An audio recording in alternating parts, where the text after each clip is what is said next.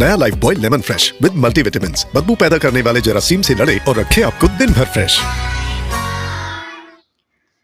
Fort Abbas से मदराज बट्टू। Fort Abbas election city अंजुमन ताजरान के election में 4 पैनल्स ने हिस्सा लिया। इमरान, चट्ठा, मोहसिन जी, नदीम छोरड़ और शेख इश्तियाक पैनल्स ने हिस्सा लिया।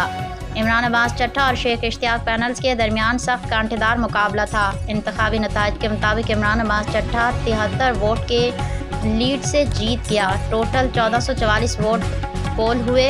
इमरान, अब्बास, चट्ठा 629 और शेख इश्तियाक 556, मोहसिन जी 220 और नदीम छोरड़ ने 33 वोट हासिल किए। वोटिंग और इलेक्शन के इनेकाद पर अमन मुकम्मल हुआ। नताइज का ऐलान इलेक्शन कमीशन मोहम्मद सलीम शेरवानी ने किया। याद रहे, फोर्ट अब्बास में 76 साल बाद पहले इलेक्शन हैं।